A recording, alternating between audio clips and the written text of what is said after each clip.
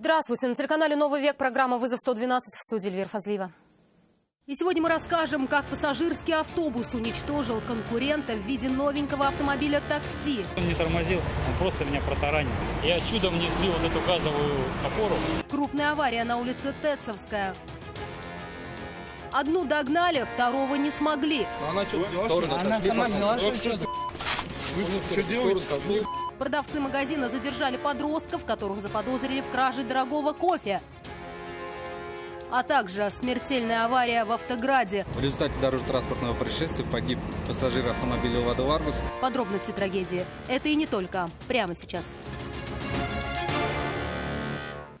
Автомобиль такси «Новая иномарка» уничтожен, автобус подлежит ремонту.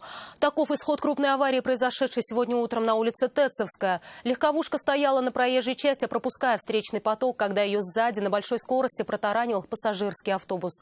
Удар был настолько сильным, что искореженная иномарка вылетела с дороги на газон, едва не задев других участников дорожного движения и чуть не повредив газовую трубу. В причинах произошедшего разбирался Сергей Хайдаров. Скоро приехал, смотрел водителя, что ли. А пассажиров не увезли, что ли, вчера? Нет, нормально все было. Единственный пострадавший в этой аварии – водитель такси. Мужчине оказали помощь на месте. От госпитализации он отказался. Повезло и с тем, что на момент столкновения в салоне иномарки не было пассажиров, так как вся сила удара пришлась в заднюю часть автомобиля. Kia Rio вылетела с дороги и остановилась на газоне на противоположной стороне проезжей части. Видели, как стоял автобус, ни тормозного пути у него, ничего. То есть он не тормозил, он просто меня протаранил. Я чудом не сбил вот эту газовую опору, потому что я затормозил. Я на тормозах пролетел около 20 метров. Автоинспекторам мужчина рассказал, что остановился на дороге, чтобы повернуть налево на прилегающую территорию. Пропускал встречные автомобили. Лишь чудом после мощного удара автобуса, когда Kia по инерции пролетала встречную полосу, она не врезалась в лоб едущей там машине. Сначала, как уверяет таксист, водитель общественного транспорта вину вроде бы признал, но позже начались разногласия. Я-то его видел, а он меня нет. А в салоне обычно регистраторы бывают в автобусе? А у них ничего нету. Я так понимаю, что у них ничего не работает. Ни регистраторы, ни сами. Вот он ходит. Он сначала говорил, что все хорошо, что я виноват, а после этого он решил, что я его подрезал. Второй участник ДТП от комментариев воздержался. Не исключено, что теперь обоих водителей ждет разбор в госавтоинспекции. Водитель такси надеется, что восстановить всю картину произошедшего ему помогут очевидцы, вызвавшие на место врачей скорой помощи. Сергей Хайдаров, Айрат Назипов, Константин Бушуев. Вызов 112. Крупная авария произошла этим утром на Сибирском тракте. Момент столкновения попал в объективы видеокамер. Как видно на кадрах, водитель Hyundai Solaris, не справившись с управлением, снес забор. После удара иномарку вновь отбросило на дорогу. Несмотря на то, что корейский автомобиль получил сильные повреждения, никто не пострадал. Прибывшие на место автоинспекторы выяснили, что помимо Hyundai пострадали еще несколько припаркованных машин. Их зацепило разлетевшимися в разные стороны осколками. Один человек погиб в результате крупной аварии в Набережных Челнах. ДТП произошло на регулируемом перекрестке. Известно, что водитель автомобиля «Лада Ларгус» двигался по проспекту Автозаводский в сторону первой дороги. Совершил столкновение со «Шкодой Йети», которая ехала по улице 40 лет Победы в направлении проспекта Яшлик. Сила удара была такой, что от передней части иномарки практически ничего не осталось. В «Шкоде» сработали подушки безопасности. Водители автомобилей не пострадали. Удар по отечественной машине пришелся с правой стороны, где сидел пассажир. В результате дорожно-транспортного происшествия погиб пассажир автомобиля «Лада Ларгус», молодой человек 2002 года рождения. Окончательную степень виновности участников дорожно-транспортного происшествия установит следствие. Мужчина с признаками алкогольного опьянения попал под колеса автомобиля «Рено Дастер» сегодня днем на проспекте Амирхана. По данным госавтоинспекции, нетрезвый пешеход переходил дорогу в неположенном месте. В результате наезда пострадавший получил ушиб в затылочной области и был госпитализирован с места происшествия.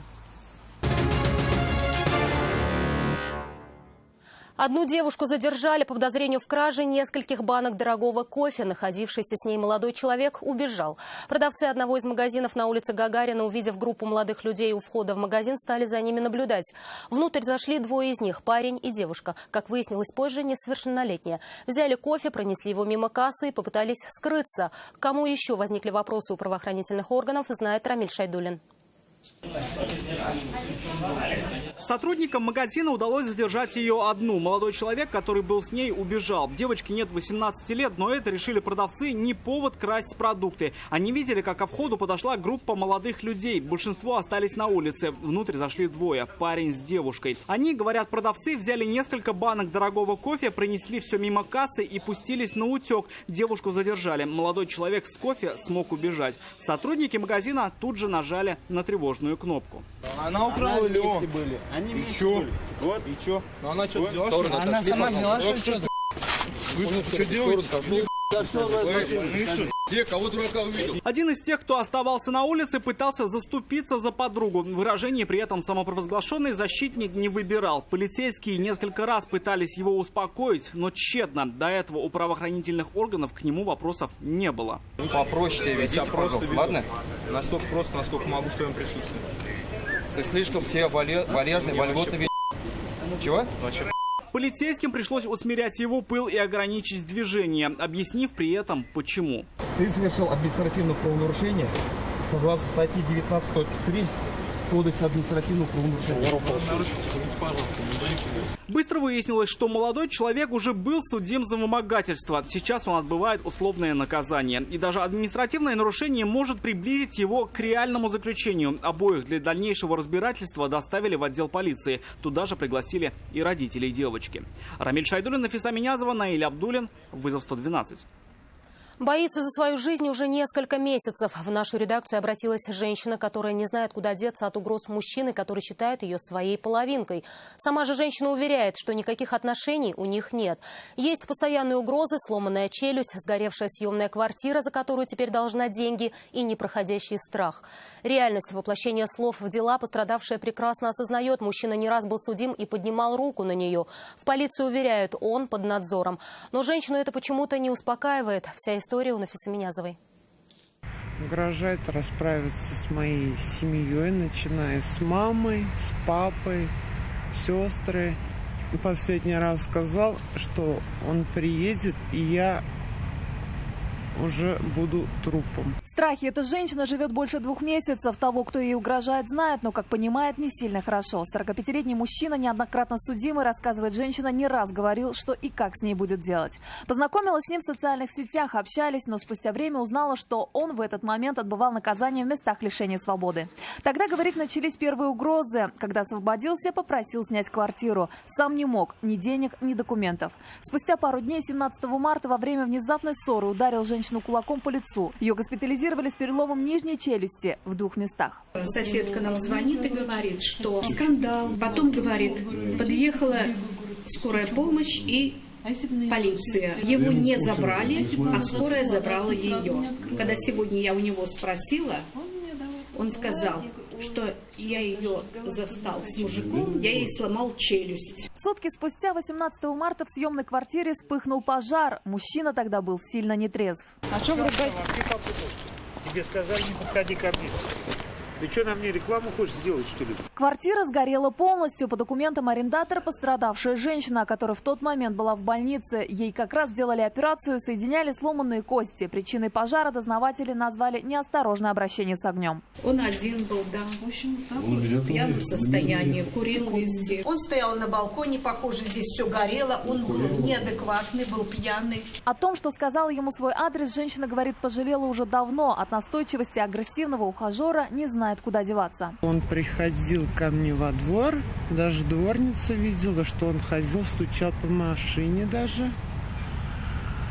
И в квартиру он никак не мог попасть, сказал, что домофон никто не открывает, а я домофон уже отключил. Они неоднократно писали заявление в полицию о подозрении в умышленном поджоге квартиры, угрозе жизни и избиении. Но угрозы, говорит женщина, продолжаются. По данному факту органами дознания было возбуждено и продолжается расследование уголовного дела по статье 112 Уголовного кодекса Российской Федерации «Умышленное причинение средней тяжести вреда здоровью». В апреле женщина вновь обратилась в полицию с заявлением о возбуждении уголовного дела в отношении ее сожителя по основаниям, предусмотренным статьей 119 Уголовного кодекса Российской Федерации «Угроза убийством или причинением тяжкого вреда здоровью». В настоящее время по данному факту назначена и проводится дополнительная проверка. Сам мужчина не задержан. За ним, по словам полицейских, установлен контроль. Нафиса Минязова, Наиль Абдуллин и Константин Бушуев. Вызов 112.